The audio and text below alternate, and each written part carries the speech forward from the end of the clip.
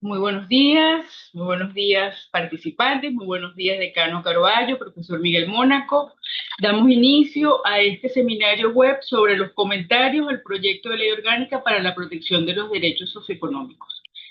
Le doy la palabra al decano Carballo y posteriormente al profesor Miguel Mónaco. Lo mío es muy breve, muy puntual, solo dos asuntos. El primero, y yo diría el más importante, agradecer al profesor Miguel Mónaco, ex decano de la Facultad de Derecho de la Católica, ex director del Instituto de Investigaciones Jurídicas, querido amigo y admirado profesor, porque tan pronto le pedí que nos acompañara, que pudiera expresar en esta semana donde se retoma el debate sobre el proyecto de ley de protección de los derechos socioeconómicos. El profesor Mónaco de inmediato se manifestó proclive a participar y bueno, aquí tenemos el honor de tenerlo. Y asimismo quiero agradecer a la doctora Ninoca Rodríguez, la directora de los posgrados en Derecho de la Facultad de Derecho de la Universidad Católica Andrés Bello, porque igualmente en pocas horas pudo articular este evento que me parecía muy importante hacerlo esta semana y continuarlo dependiendo del ritmo del debate. Entonces, eso es lo primero que quería decir, un agradecimiento, una reiteración de mi agradecimiento a ambos. Y lo segundo, sin pretenderme experto sobre la materia, sí destacar que esta es en mi opinión, es un proyecto muy relevante. Quizás su denominación no llama la atención, quizás parezca al público en general en términos muy fríos, ¿no? Aquello de protección de derechos socioeconómicos. Pero desde mi perspectiva, este es un proyecto de ley vital para retomar un debate que es fundamental para el futuro del país y tiene que ver con las libertades económicas. Este proyecto de ley deroga la ley orgánica de precios justos. Eso en sí mismo tiene que ser bienvenido. Eso en sí mismo debe llamar a encontrarnos, a discutir sobre sus contenidos y cómo podemos efectivamente proteger esos derechos socioeconómicos sin asfixiar las libertades económicas. Porque los usuarios, los consumidores, la población efectivamente tiene el derecho a que todo el catálogo de derechos fundamentales de la Constitución sean satisfechos, pero al mismo tiempo que eso sea cumplido a través de un desarrollo económico que le garantice la competencia, precios razonables, calidad, etcétera. Entonces, creo que es un tema que abre las puertas, que abre las puertas, más allá de los temas políticos, a una reconfiguración del sistema venezolano en lo económico, en lo social y del rol del Estado. Por eso es que es tan importante tener al profesor Miguel Mónaco, que ha trabajado sobre este tema, que ha opinado sobre este tema y que, por cierto, muy amablemente también ha compartido su criterio para formular propuestas que en su momento la Facultad de Derecho hará llegar a la Asamblea Nacional y a cualquier instancia que permita el diálogo sobre estas materias. Eso es lo que quería compartirle. Celebro entonces el evento y los estaré escuchando con muchísima atención. Muchísimas gracias. Gracias, decano. Adelante, profesor Mónaco. Bueno, yo igualmente quiero comenzar por agradecer primero esta iniciativa del decano. Es una iniciativa importante. Además, aplaudir que esto se da en un marco de consulta pública de la Asamblea Nacional, en el cual la Asamblea Nacional, además dentro del mandato que establece la Constitución para la formación de las leyes, entre la primera y la segunda discusión, abrió un proceso de consulta pública en el cual pudieron asistir representantes de los distintos sectores a formular sus observaciones y doy fe que hubo receptividad por parte de ellos. Entonces, primero agradecer al decano porque esto se inscribe dentro de un proceso constitucional en el cual yo creo todos cuando este tipo de proceso se abre es una excelente oportunidad de integrarse en un proceso de formación de leyes y por supuesto agradecer a la profesora Ninosca Rodríguez por la celeridad y la excelencia con la cual organizó este foro. Dicho esto, entremos en materia. Y Fíjense cómo les propongo estructurar. Vamos a analizar los principales puntos que desde la perspectiva de lo que es en general el mercado venezolano tienen un impacto relevante. ¿Y cómo nos vamos a realizar nuestra exposición? Pues bien, vamos a hablar de las normas que contiene el proyecto, vamos a comentar cuáles son las observaciones que muchos gremios llevaron a la Asamblea Nacional y cuál sería la propuesta de norma o cómo se estructuraría. Yo para orden, además de quienes nos escuchan, voy a ir identificándoles cuál es el proyecto o el artículo específico al cual nos vamos a referir. En primer lugar, esta ley establece que derogaría a la ley orgánica de precios justos. Ese es el contexto fundamental. Y tengamos en mente que no solo está la Ley Orgánica de Precios Justos, sino que esta ley también afecta o tiene relación con la Ley Constitucional de Precios Acordados. Por lo tanto, si hablamos y cuando toquemos el punto del control de precios, tengamos presente que esas dos leyes tienen vigencia y serían afectadas por esta ley. Vamos entonces a entrar en materia. Lo primero que observamos es que el artículo 12 del proyecto de ley establece una norma muy propia de las normas o leyes de protección al consumidor. De hecho, yo creo que de la ley para la defensa de los derechos socioeconómicos, que se llamó la ley del INDEPAVIS, probablemente fue la ley más parecida a una ley de protección al consumidor en Venezuela, porque no solo desarrollaba temas del contrato de adhesión como tiene este proyecto de ley, sino que también incluso desarrollaba normas sobre comercio electrónico, protección de datos y otra serie de aspectos muy propios de las leyes de protección al consumidor. Este proyecto de ley no abarca tanto como ello, pero sí va a incluir algunos aspectos como el, los contratos de adhesión y algunas referencias o remisiones legislativas al comercio electrónico que pueden reñir con la garantía de la reserva legal. Sobre esto hay un grupo de profesores, amablemente pudimos conocer las observaciones que los profesores Diego Castañino y Nayibe Chacón efectuaron específicamente en estas áreas y que sin duda hay que poner atención a esas observaciones. Pero entrando en el foco de lo que de materia general podría tener efectos también inmediatos sobre la industria, vemos que el artículo 12 que habla de la protección a la vida, la seguridad y la salud, incluye un segundo párrafo que es muy delicado como está redactado. Fíjense que ese segundo párrafo expresamente reza lo siguiente. Se prohíbe la importación, fabricación, comercialización de bienes cuyo consumo haya sido declarado nocivo para la salud por las autoridades nacionales o de su país de origen. Y observen lo siguiente, una prohibición de estas características afectaría muchísimos pues, productos que hoy se comercializan en el país y que incluso se comercializan en los países de origen donde se les declara que su consumo pudiese ser nocivo. ¿Por qué? Porque, por ejemplo, los alimentos altos en sodio o los alimentos con altos niveles de azúcar, las bebidas alcohólicas o el tabaco son alimentos que tienen advertencia de que su consumo o su consumo excesivo podría ser nocivo para la salud. Y ya está regulado eso en normas especiales en las cuales se regulan las advertencias que debe tener el consumidor para conocer de esos efectos que pudiesen ser nocivos. Una prohibición de esta característica tal cual como está, pues además no solo conllevaría a convertir en ilícito ese tipo de productos que hoy son lícitos y que además que su consumo es apto para el consumo humano, perdón por la redundancia, pero bajo ciertas advertencias que el consumidor, dentro de su soberanía como consumidor, tiene derecho a decidir. Entonces, una de las observaciones que realizamos en ese sentido y que los gremios realizaron es que esto quedara regulado en manos de las leyes especiales. Entonces, ¿qué se proponen específicamente para este segundo párrafo?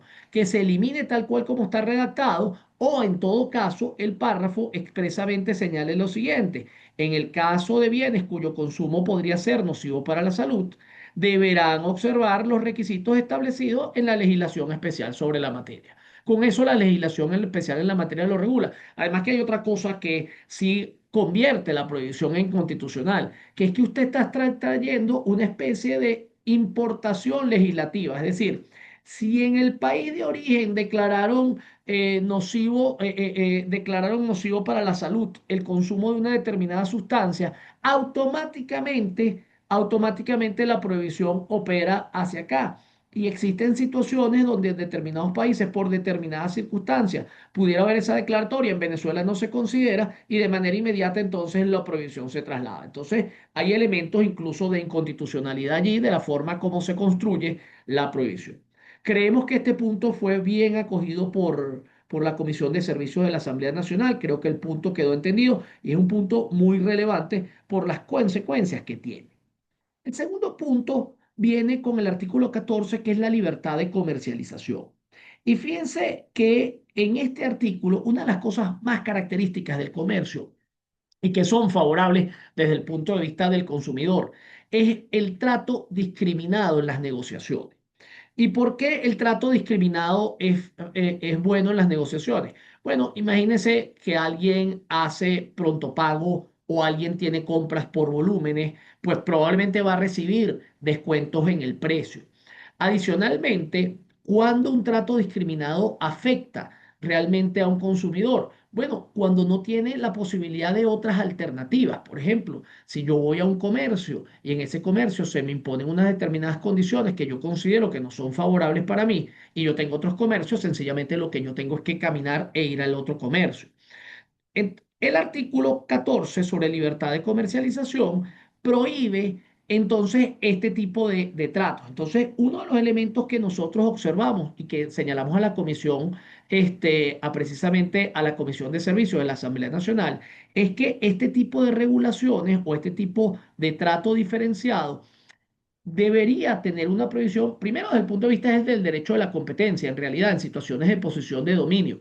Pero lo segundo es que además cuando sea injustificado, porque si por ejemplo una persona en el comercio desea comprar o adquirir una gran cantidad de volúmenes, por ejemplo, las ofertas de 3x2, entonces si usted compra 3x2 el precio es mucho más barato, pero si usted compra uno el precio es más costoso que el precio que tiene este tipo de oferta. Entonces, fíjense que más bien se estaría eliminando un beneficio del consumidor. Entonces, allí que se le dijo a la Comisión de Servicios de la Asamblea Nacional, oye, cuidado, el trato diferenciado tiene justificaciones en el comercio, incluso favorables para el consumidor, y una excesiva intervención lo que va en contra de esos beneficios. Por lo tanto, el elemento de injustificación y tratar incluso de dejar que este tipo de regulaciones vayan a la materia de la ley antimonopolio, que es cuando pudieran haber situaciones de posición de dominio donde no habría posibilidad de elección. El otro elemento que nosotros quisimos destacar es que el marcaje de precios. Y este es un tema importantísimo. Uno de los elementos fundamentales es que la información sobre precios tenga distintas alternativas. Marcaje por listas de precios, marcaje en el empaque del producto, información de precio de forma electrónica. El derecho del consumidor es a estar informado efectivamente sobre cuál es el precio. De eso no cabe duda, pero observen que hay algo importante. ¿Quién debe realizar ese marcaje o esa información sobre el precio? Y en nuestro criterio, históricamente, además, así, y debe ser así, y por razones de eficiencia, ese marcaje de precio o esa información sobre precio debe corresponderle necesariamente al detallista, el que hace la venta al productor final. En primer lugar, porque eso fomenta la competencia. Cuando existe, por ejemplo, un único fabricante de un producto y él lo vende a través de sus cadenas de distribución, cada uno de los integrantes de los comercios detallistas, pues puede decidir venderlo a un menor precio y competir en base a esos productos. Si se impone un marcaje desde el fabricante, usted rompe la competencia tanto en la cadena de comercialización como al consumidor. Porque ¿cuál es la tendencia fundamental que va a suceder si existieran marcajes de precio a nivel de fabricante o se le impone al fabricante? Que todos van a vender al precio más alto que esté establecido allí. Entonces, lo importante es que la información sobre el precio, bien sea a través de marcaje en el producto o a través de listas de precios, bien sea impresas o digitales, se haga efectivamente por el detallista. Les pongo otro ejemplo adicional, el caso de las cadenas de distribución. Distribuir en el oriente del país, por ejemplo, en zonas como Ciudad Bolívar, puede implicar la intervención de al menos dos distribuidores, de transportistas y distribuidores. Y por eso un producto puede ser más costoso en Ciudad Bolívar, por ejemplo, de lo que es en Caracas o Valencia o Barquisimeto. Entonces, ¿qué sucede? Si usted tiene que además poner un precio ya de una vez para el detallista a ese nivel, tienes que seleccionar el precio máximo que pudiera tener. Entonces, vas a imponer el precio de Ciudad Bolívar, lo vas a llevar para el resto del país porque allí tienen que intervenir dos distribuidores o un distribuidor y unos transportistas. Entonces, hay estructuras de costos distintas en cada caso, incluso para un mismo producto cuando llega el detallista. Entonces, la información de precios es extremadamente importante que se le permita precisamente al detallista, o sea, el detallista, el que tenga que hacer. Allí que pedimos, oye, es importante que se establezca claramente que ese deber le comporta es al detallista. No es un deber que está arriba en la cadena de comercialización, porque los perjuicios que trae son evidentes. Aquí pasamos al artículo 19, que es un artículo clave con el artículo que vamos a ver luego 49 sobre el tema de los precios administrados o la regulación de precios. Fíjense el artículo 19. En este artículo sí me voy a permitir leer brevemente una parte de él para mejor comprensión de quienes nos escuchan y nos ven. Fíjense, circunstancias extraordinarias, artículo 19. El Ejecutivo Nacional, cuando surjan circunstancias económicas extraordinarias que afecten gravemente el bienestar de la población, podrá dictar medidas necesarias de carácter excepcional en todo o en parte del territorio nacional destinadas a garantizar el derecho de las personas a disponer bienes y servicios de calidad, especialmente en aquellas consideradas de primera necesidad. Asimismo, podrá declarar como servicios públicos esenciales las actividades de producción, fabricación, información, acopio, transporte, distribución y comercialización de alimentos o productos de primera necesidad. En estos casos, fíjense que estas medidas extraordinarias son bastante parecidas, y entonces aquí con la venia de ustedes, permítanme trasladarme a la norma anterior, que es el artículo 49 que les comentaba, que era también la competencia excepcional del Estado en materia de precios. Y el artículo 49 dice de una forma bastante similar lo siguiente. El Estado se reserva la competencia para establecer los precios de los bienes y servicios priorizados cuando surjan circunstancias extraordinarias que afecten gravemente el bienestar de la población y el derecho de las personas a acceder a bienes y servicios de calidad, que es específicamente la medida extraordinaria de regulación de precios o llamados precios extraordinarios. En estos casos, fíjense que la primera observación que hemos hecho, incluso mediante algunos artículos escritos, es que uno de los avances, gracias a Dios, en Venezuela hoy por hoy, que hasta los consumidores hemos entendido los efectos nocivos de las regulaciones de precios. Las regulaciones de precios, cuando se imponen precios que están por debajo no solo de la estructura de costos, sino que están incluso por debajo de lo que un consumidor estaría dispuesto a pagar y establecen precios inferiores artificialmente, ¿qué es lo que terminan provocando? Bueno, escasez, porque los fabricantes pues se ven desincentivados a fabricar, pero además en ese ambiente de escasez, el consumidor, primero como puede pagar más porque es un precio menor al que en realidad tiene el producto, compra más productos y es una mezcla bastante perversa, porque vas a tener escasez con un consumidor comprando en exceso que en ese ambiente de escasez profundiza la ausencia de productos, cosa que vivimos en el país lamentablemente. Entonces, lo primero a decir es que los controles de precios no son eficientes. Lo segundo es que en mi criterio implican una confiscación de una parte del precio que alguien tendría derecho a recibir, pero jurisprudencialmente ha sido admitido en Venezuela desde siempre. Entonces, frente a esa realidad, la observación fundamental que realizaron los gremios y la cual hemos apoyado como profesor especialista en la materia, es que estas medidas excepcionales, en primer lugar, tienen que tener un plazo de duración máximo, porque si es excepcional no se pueden convertir en la regla. Y aquí vamos a hacer un punto interesante. Recordemos que hoy en Venezuela está vigente un control general de precios. Recordemos que de acuerdo a la Ley Orgánica de Precios Justos vigente en este momento en Venezuela, Los importadores no deberían tener un margen de ganancia superior al 20% y el resto de la cadena de comercialización, bien sea fabricantes, distribuidores, mayoristas o detallistas, no deberían tener un margen de comercialización superior al 30%. Sobre la estructura de costos, que además en esos casos siempre se medía de forma estática, es decir, la estructura de costos vigente para el momento en que se compraba el bien, con lo cual pareciera que, o pareciera, o la realidad es que se imponía, es que se establecía un precio máximo inmediato calculado con base a la estructura de costo inicial del producto con el cual se compró. Ese control de precios hoy está en vigente en Venezuela y recordemos que si hay un 30% de margen de ganancia, en cualquier otro país del mundo pudiera ser un margen de ganancia amplio. Pero a pesar de los esfuerzos que se hacen por el control de la inflación y la devaluación, hay una inflación importante hoy en Venezuela. Con lo cual un margen de ganancia del 30% es formalmente insuficiente. ¿Por qué? Porque realmente los márgenes de ganancia depende cómo los midan, incluso pueden ser menores, pero en la formalidad, si lo calculas por una estructura de costos, son extremadamente bajos. ¿Por qué? Porque sencillamente, si tú no ajustas tus precios en función de lo que va sucediendo con la inflación o el cambio del dólar en función de aquellos productos que tienen componentes importados, pues sencillamente ese margen del 30% es insuficiente. Eso está vigente hoy en Venezuela. La norma, como está, traería como beneficio es que derogaría el régimen general de control de precios que existe hoy en Venezuela. Eso es un beneficio sin duda. Eso ya representa un avance. Pero fíjense que hay un control que se ha puesto sin edie, es decir, de forma ilimitada.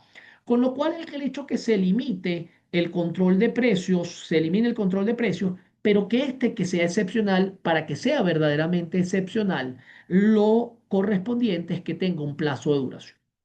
En ese sentido, hemos propuesto que ese plazo de duración sea un plazo de duración de 60 días, prorrogable expresamente por 60 días más, sin ninguna otra prórroga. ¿Y de dónde tomamos los 60 días? Bueno, lo tomamos de la referencia de los estados de excepción en materia económica, que es la referencia, vamos a decir, constitucional y legislativa más inmediata que podíamos tener. Entonces, a los efectos de no incluir en una arbitrariedad, pues tomamos de forma analógica, por decirlo de esa manera, o la referencia legislativa fundamental en materia económica de 60 más 60 días, y que obviamente cuando se impongan estos controles de precios de forma estructural, siempre tengan que observarse las estructuras de costos para evitar que esos controles o esos precios administrados pues eliminen cualquier margen de ganancia racional, que es el derecho a la libertad económica que tiene cualquier tipo de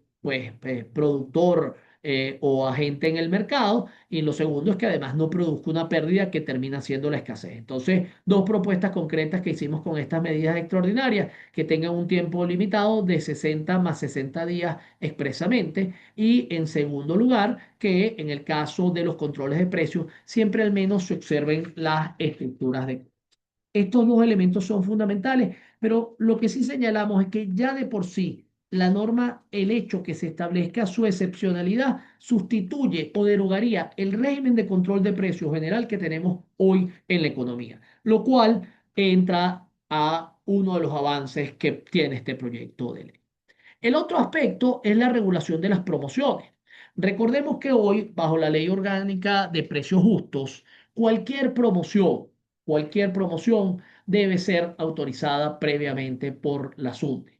Y allí es importante que tengamos en cuenta algo, que en la definición de promoción que se ha tomado en la actualidad con FAR, con base en las providencias de la SUNDE en materia de promoción, incluso los descuentos son considerados promociones. De forma tal que en Venezuela hoy un comercio detallista desea dar un descuento a los consumidores, tiene que tramitar con 30 días de anticipación la solicitud de descuento. Esto obviamente está en contra de los derechos de los consumidores.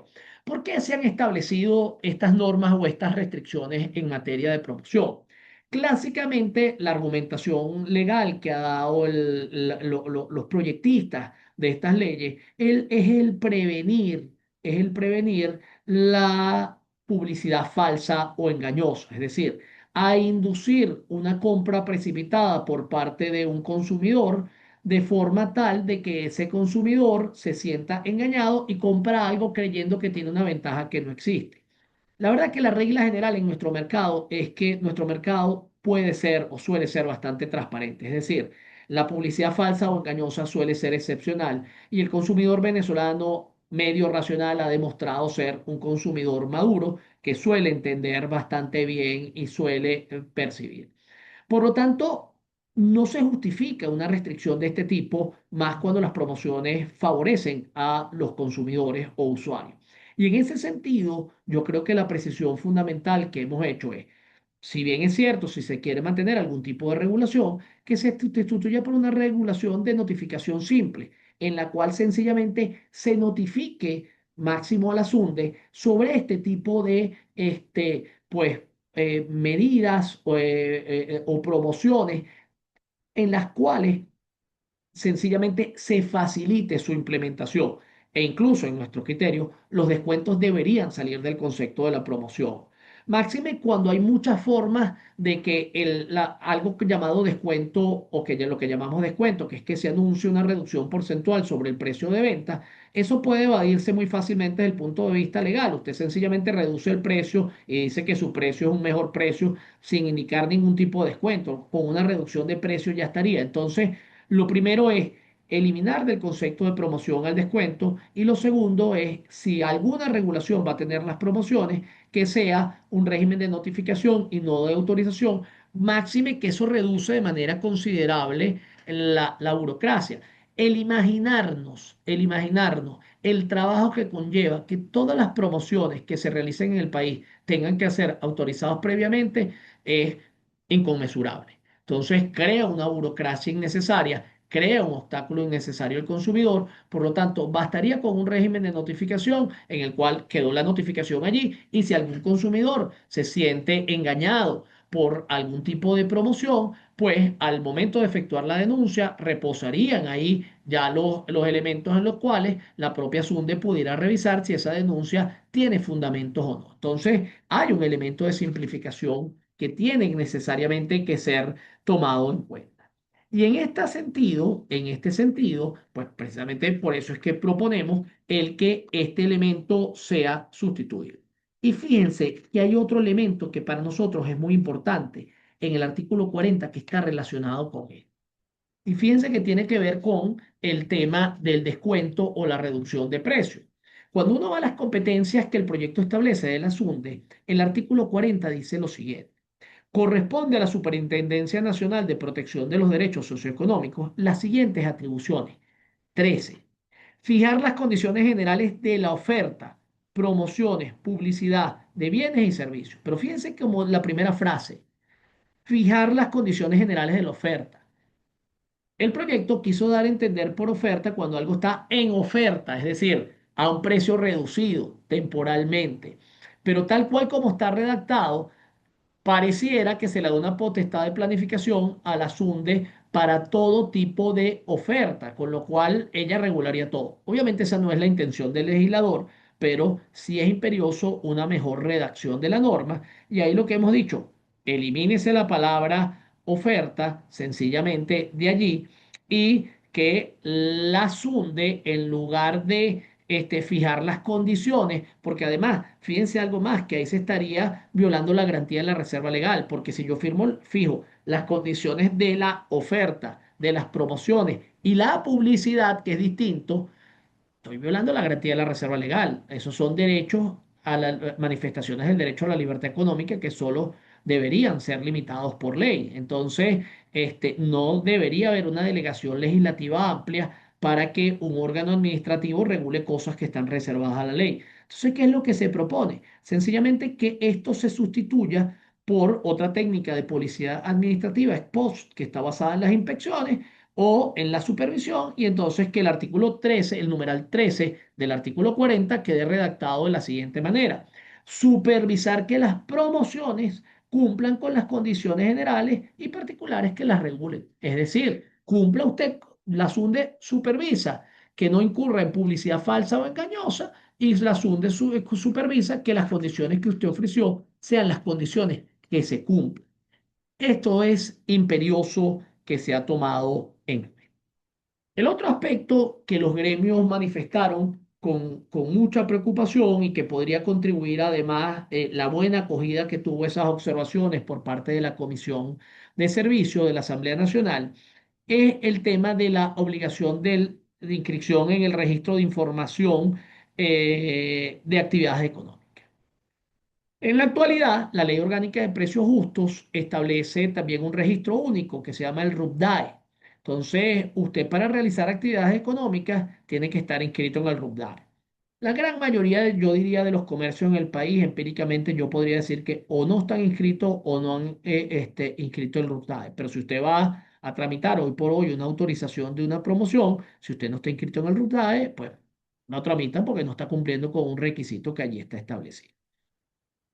Fíjense el efecto. Usted para poder funcionar de acuerdo a este registro tiene que estar inscrito, con lo cual se está creando una autorización general. La inscripción en ese registro termina transformándose en una autorización general para poder realizar actividades económicas, lo cual no solo impone una carga burocrática gigantesca, sino que carece de sentido, porque al final del camino qué hace la SUNDE o bajo qué criterio se verifica o no la inscripción en el RUNDAE, más allá de llevar una serie de documentos y súmenle que este registro adicionalmente tiene que ser actualizado anualmente según el proyecto de ley.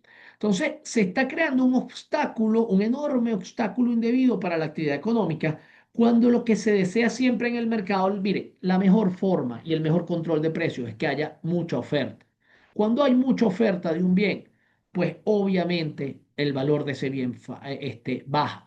Entonces, ¿qué sucede o qué es lo que estamos haciendo aquí? Esto se está creando una enorme carga burocrática absolutamente innecesaria, en el cual cualquier persona que tenga que realizar una actividad económica no la puede realizar. O sea, más allá de que tiene que registrar una compañía, que tiene que tener una conformidad de uso, que tiene que obtener un permiso de bombero, que tiene que obtener una licencia de actividades económicas. Súmele que cualquier comercio normal, sin contar si usted está en un mercado regulado como banca y seguro, pero súmele que adicionalmente usted tiene que obtener una inscripción en el RUSDAE y si no se inscribe o no lo actualiza, usted no puede funcionar en el mercado. No tiene justificación económica y tiene un efecto perjudicial para el consumidor, que al final de cuentas usted está dificultando la oferta y la entrada al mercado. Usted lo que desea es que haya facilidades de entrada al mercado. El acceso al mercado, si algún rol tienen los estados, es facilitarla, porque no hay mejor elemento de control de precios que la oferta. El restringir la oferta en el mercado lo que suele crear es una restricción indebida, suele crear una restricción indebida ¿quiénes se favorece? Bueno, quienes lograron estar inscritos y que ya están allí y que además estaría muy feliz si se obstaculiza la entrada al mercado de determinados bienes y servicios. Este es fundamentalmente el bloque sustantivo en el cual hemos puesto atención, con lo cual entramos ahora a la parte sancionadora. Y sobre la parte sancionadora, fíjense lo siguiente, hay una serie de principios que se establecen para la modulación o no de las sanciones y la determinación de sanciones. Y allí observamos que se incluyen normas que causan una discriminación en la cual las sanciones se establecen atendiendo incluso a cuál es el volumen de venta del sujeto que la comete, cuál es una clara discriminación prohibida por el artículo 21 de la Constitución, porque usted está colocando o imponiendo una sanción en función en sí mismo de quién es usted, no en las circunstancias que rodearon el hecho. Pues obviamente, dependiendo de intencionalidad, de la gravedad de la actuación en sí misma, de su exposición, de su alcance, es válido que usted mida como un agravante una sanción, pero que usted module la sanción en función de que si usted tiene sus volúmenes de venta implícitos, no relacionados además con la sanción, porque una cosa es que yo tenga altos volúmenes de venta de un producto, por ejemplo, que causó un determinado daño. Bueno, eso es una gravedad. ¿Por qué? Porque es el alcance de la actuación. Pero otra cosa es por los volúmenes de venta en sí mismo. Entonces, lo primero es que hay que corregir ese elemento en los cuales se están creando discriminaciones en función de la empresa en sí misma que está. Luego, el artículo 53 establece una lista de sanciones administrativas Y aquí, si hay algunas sanciones administrativas que en nuestro criterio deberían ser eliminadas del proyecto de ley. Lo primero es invocar siempre un trabajo de los años 60 del Nobel de Economía Gary Becker, donde él, tras muchísimos análisis, no solo establecía una crítica o el problema que tienen las sanciones altamente punitivas, donde además puede tener efectos nocivos de que alguien que desobedece pues ya no tiene incentivos a no desobedecer por completo, porque si la sanción es lo mismo por una pequeña falta que por una falta grande, pues los sujetos suelen ser menos adversos al riesgo y pues asumen un riesgo mucho mayor, con lo cual incluso podría incentivarse la falta.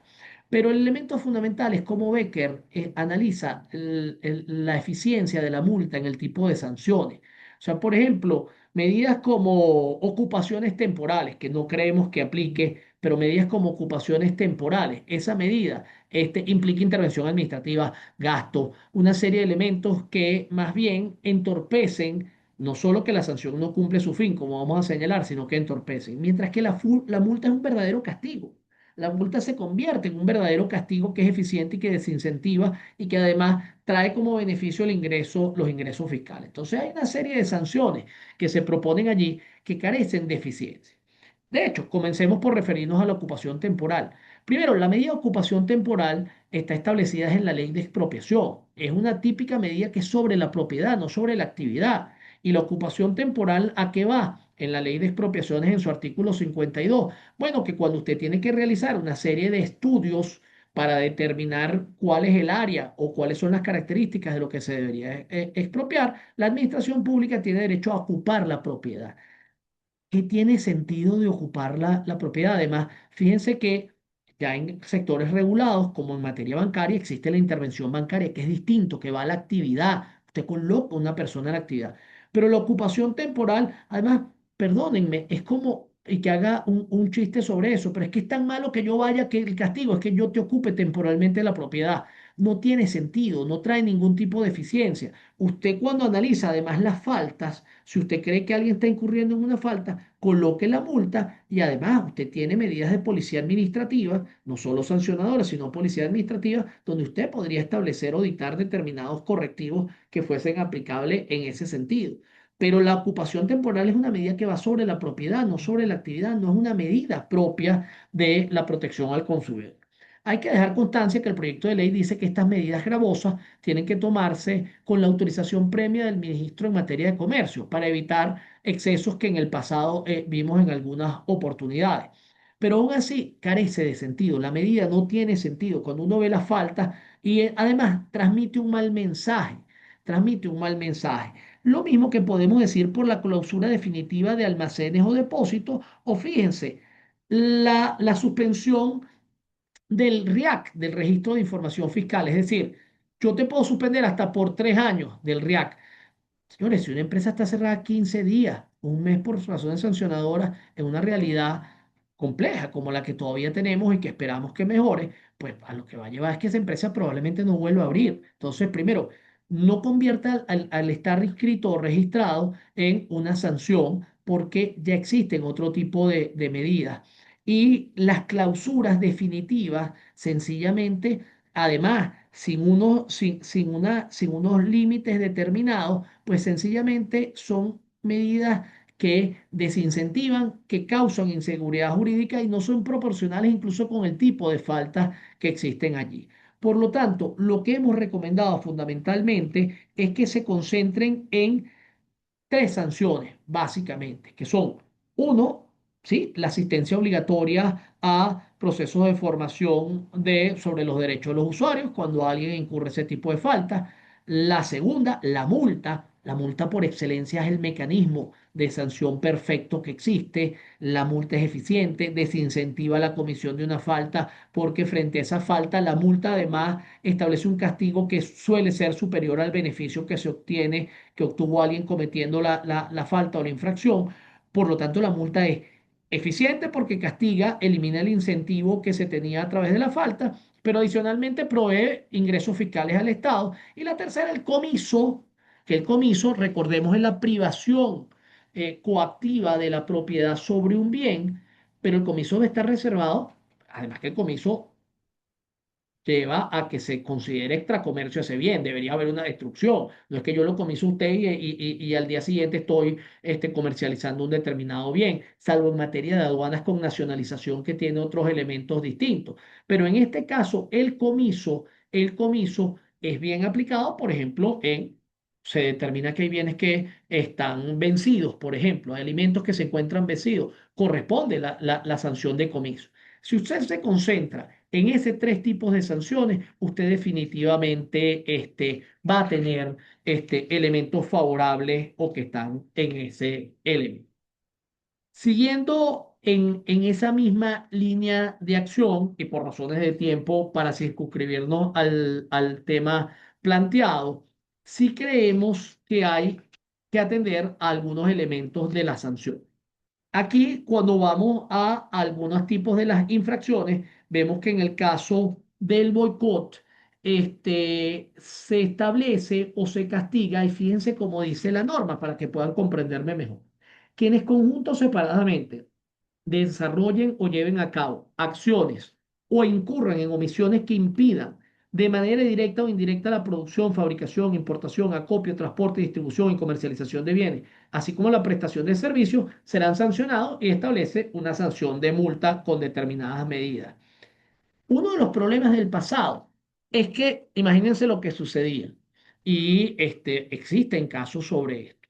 Pues había un determinado cliente de un proveedor que ese cliente era, pues, estaba moroso, no pagaba, y entonces, pues, el proveedor de ese bien, ante la imposibilidad, el proveedor de ese bien, ante la imposibilidad que tenía específicamente de seguirle supliendo porque no le estaban pagando, pues cortaba, o sea, no le daba más crédito y no le vendía hasta que se pagara.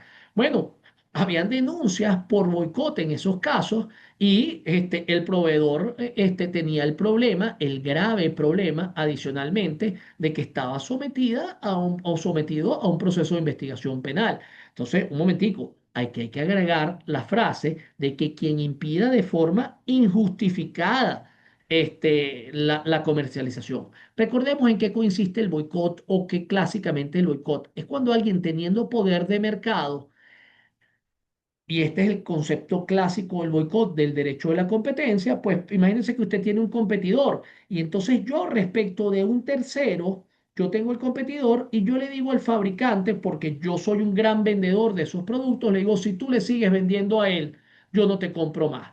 Y entonces, ¿qué va a hacer ese proveedor o ese fabricante? Como sabe que yo compro más, no le vende a él y se limita a venderme a mí y con eso se limita la competencia. Eso es el ejemplo clásico del boicot, pero no es boicot que yo deje de venderle a alguien porque esa persona no me paga, porque está en mora en el pago y tiene una deuda conmigo. Entonces, yo creo que es muy importante y clarificaría muchísimo a las normas precisamente el problema de que tiene que ser injustificado en estos casos. Adicionalmente a estos elementos, fíjense que en el artículo 70 vuelve a repetirse el tema de forma injustificada. Perdón, el tema de bienes nocivos. Entonces es muy importante que en el artículo 70 también hay una observación a bienes nocivos, de bienes nocivos para la salud que está mal redactada y que cuando algún tipo de bien pueda traer algún efecto para la salud, nocivo para la salud y se trate de un bien lícito, pues sencillamente hay que dejarlo a la regulación de las normas especiales sobre la materia. Las medidas preventivas. En el caso de las medidas preventivas, tenemos el caso de que se mantienen de forma parecida las medidas preventivas que están en la Ley Orgánica de Precios Justos. Y lo primero que hay que decir es que, fíjense, ya dijimos que el comiso tenía lógica como sanción. El comiso es una pena que puede ser impuesta administrativa o judicialmente, en la cual hay una privación de la propiedad porque el bien se considera extracomercio o ilícito. Depende cuál sea su calificación. En ese caso, fíjense que ahora se establece también el comiso como medida preventiva, lo cual es claramente inconstitucional. ¿Por qué? Porque viola el debido proceso. Si el comiso es una sanción y usted lo establece como pena, como medida preventiva, pues sencillamente usted no atendió al artículo 49 de la Constitución, que es el derecho a la defensa. Entonces, es que ahí viene qué hace la autoridad si llega a un determinado establecimiento y observa que hay unos bienes que están vencidos o que están contaminados. Bueno, entonces usted dicta una medida de aseguramiento sobre los bienes, en los cuales los bienes se preservan mientras se tramita el procedimiento administrativo. Terminado el procedimiento administrativo, entonces usted lo que va a realizar es el comiso y ahí procede a la destrucción del bien.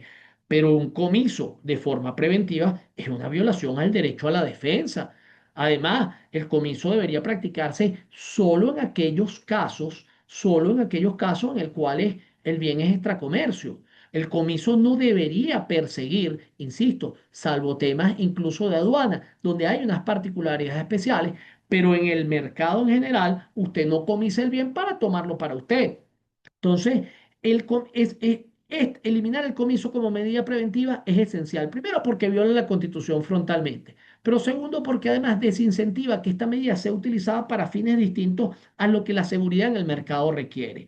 Aquí hubo una buena acogida de la Comisión de Servicios sobre este tipo de observaciones en los cuales entendemos que fue entendida la preocupación sobre esto y además sobre todo su inconstitucionalidad. Luego, la ocupación temporal también está como medida preventiva. Insistimos, esto es una medida sobre la propiedad, no sobre la actividad, que viene de la ley de expropiación y que carece de sentido. ¿Cuáles son las dos medidas preventivas que deberían clásicamente estar?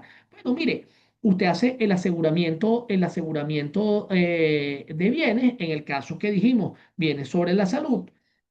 Y luego, si usted considera que hay alguien que, por ejemplo, está incurriendo en algún tipo de conducta reiterada, de infracción, pues usted tiene las potestades de policía administrativa de supervisión, que ni siquiera requiere de medida administrativa. Entonces, este tipo de elementos sugerimos que sean efectuados y limitados.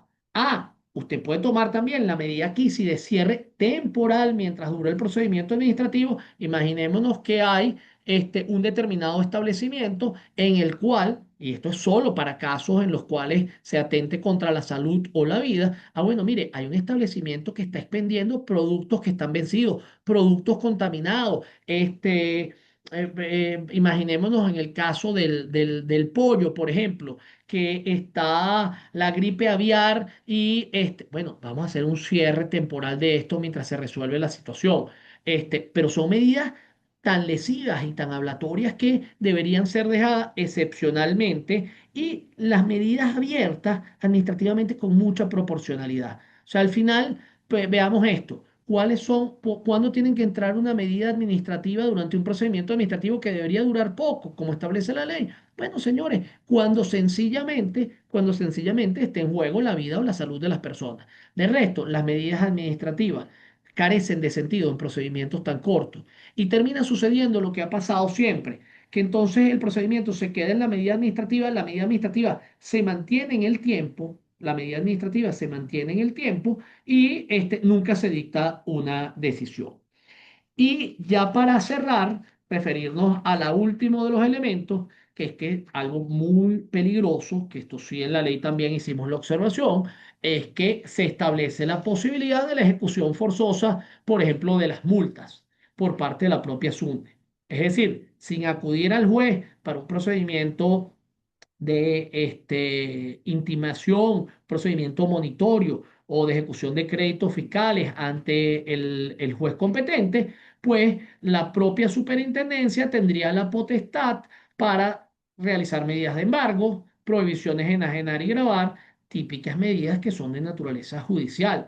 Sin duda que esto debe ser eliminado de la ley y mantener sencillamente lo que la ley dice, que podrá realizar el cobro judicial de las multas no pagadas por los sujetos de aplicación.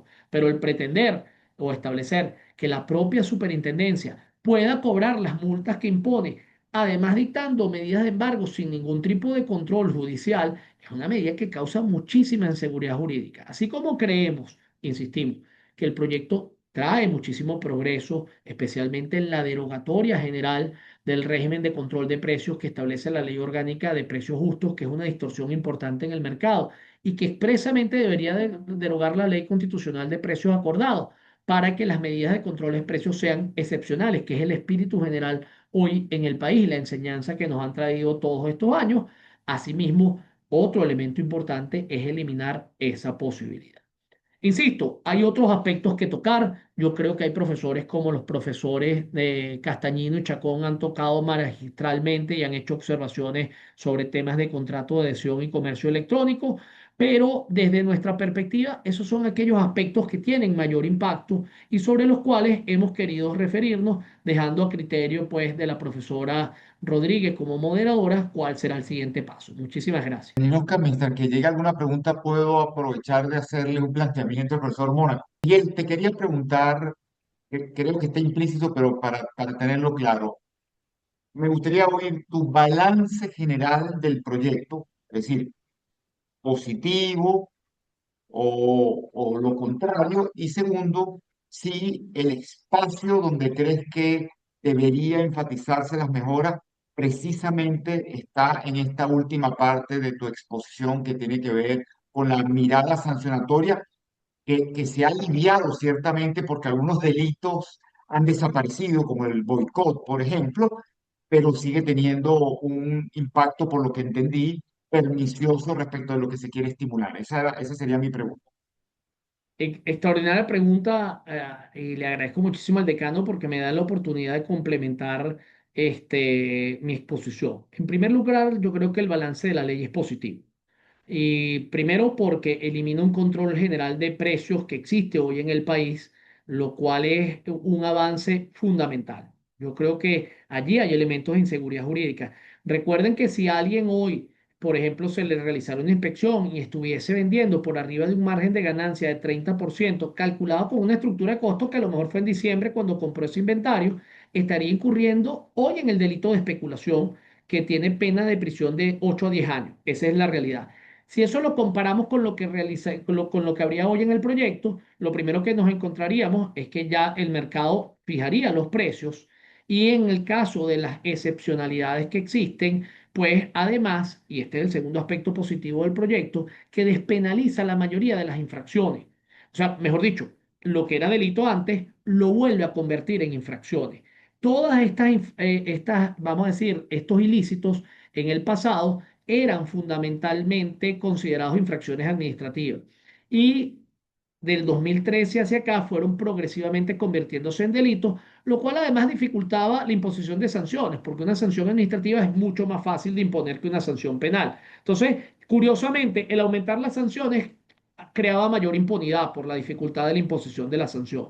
Entonces, yo creo que el proyecto retoma un buen ritmo, yo creo que el balance es sumamente positivo porque evita todo el régimen general vamos a decir, de control de precios que existía y despenaliza una cantidad de conducta, lo cual además es sumamente importante porque en el fondo esto se convierte, y permítame parafrasearlo, como una amnistía económica en el sentido que hay una cantidad de procesos abiertos que no están cerrados y en los cuales pues se determinaban una serie de ilícitos que eran delitos. Al despenalizarse, pues obviamente bajo la garantía de la irretroactividad de la ley, pues se favorece el cierre de esos procesos. Así que yo creo que estamos ante un balance positivo. Hoy por hoy, si el proyecto saliera así, ya representa un avance. Sin embargo, existen puntos sumamente delicados que dan al traste con todo lo bueno que está, que es la ejecución de las multas. Vamos a decir que la administración, todos sabemos que tiene potestades ejecutivas ejecutorias, pero desde el punto de vista de las órdenes, pero el cobrarse por sí misma, pues incluso realizando embargo, viola el derecho al juez natural, claramente, y el tema, como hemos dicho, de normas que existen por allí que mal interpretadas pudieran tener unos efectos, como es el caso de la prohibición general de sustancias nocivas declaradas en otros países o el caso específicamente de la regulación de la oferta. Yo creo que si se pulen esos tres aspectos, por ejemplo, tendríamos un avance, así que es un buen progreso en la dirección correcta. Muchísimas gracias.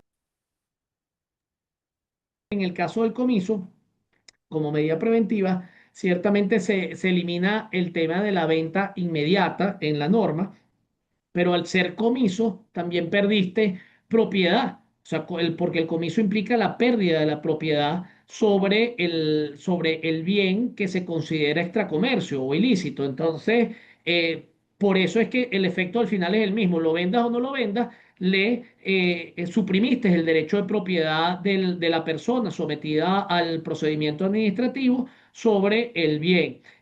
Claro, además en la norma, como estaba redactada, que es muy buena la puntualización, eso tenía fundamentalmente un efecto político, que es que yo comisaba y de inmediato vendía.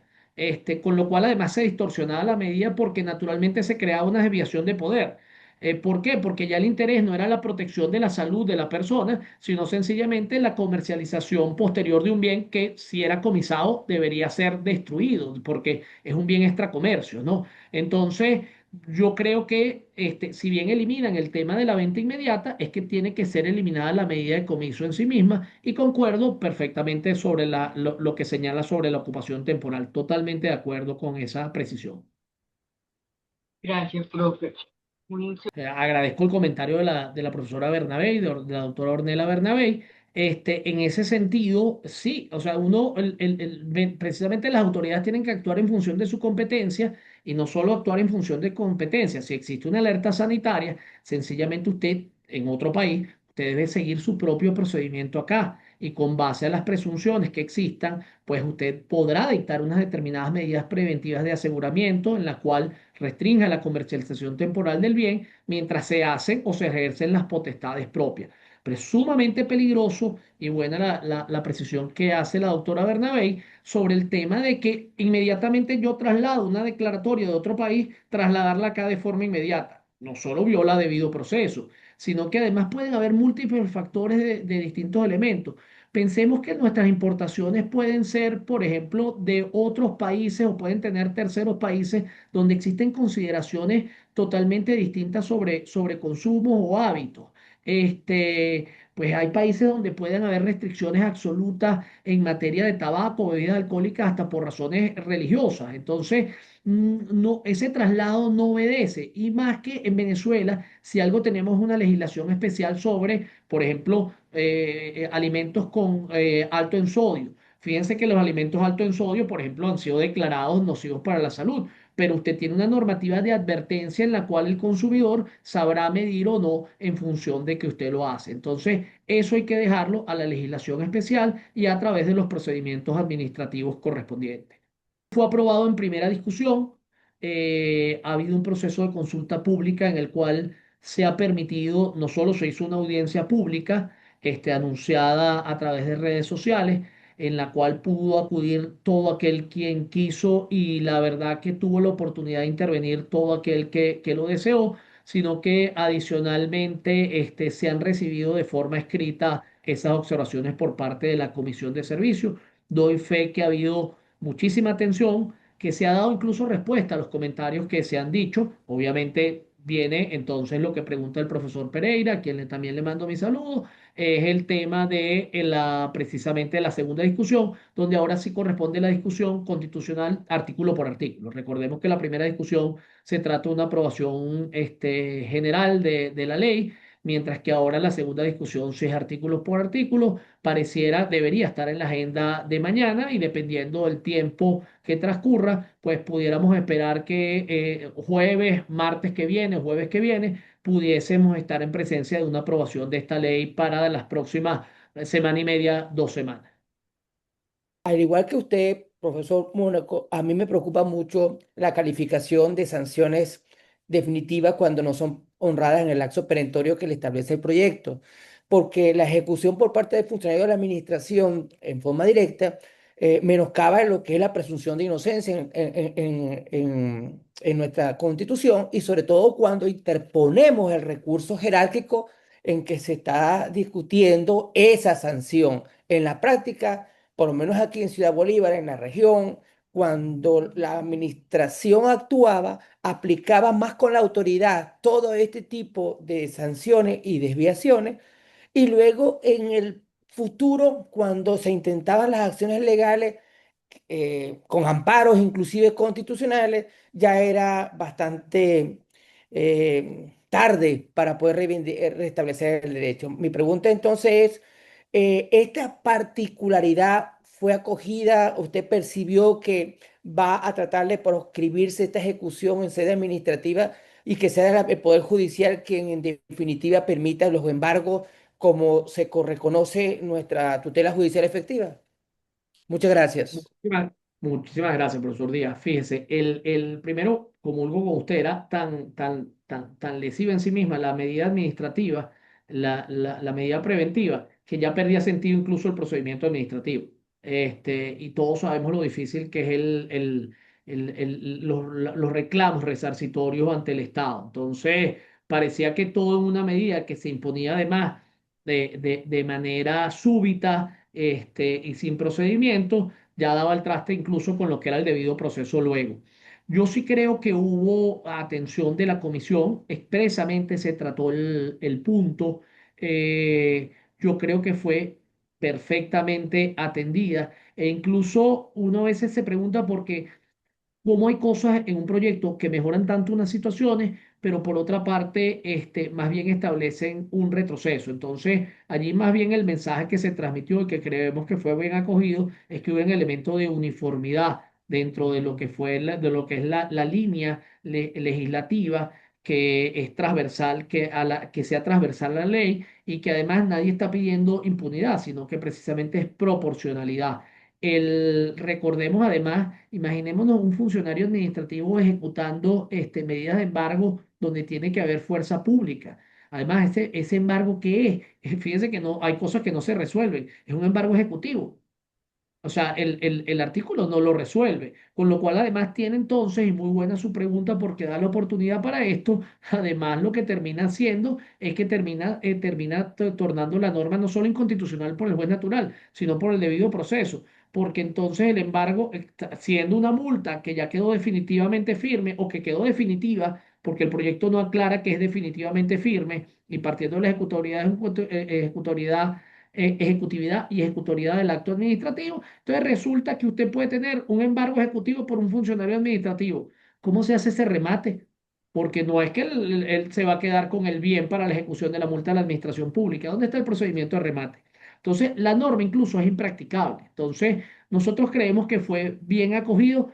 Hay que ponerle muchísima atención a la segunda discusión de este proyecto y yo sugeriría que además contando con tan distinguidos profesores y con tan distinguida audiencia, yo creo que es importante que siempre es bueno remitir las observaciones sobre este punto a la Comisión de Servicio de la Asamblea Nacional, para lo cual, sin yo ser representante de ella en modo alguno, sino sencillamente como alguien que fue y da fe que fue atendido, pues que también ustedes pudieran remitir sus observaciones. Muchísimas gracias. Muchísimas gracias a todos y al decano y a todos los asistentes, a usted, profesor Andino.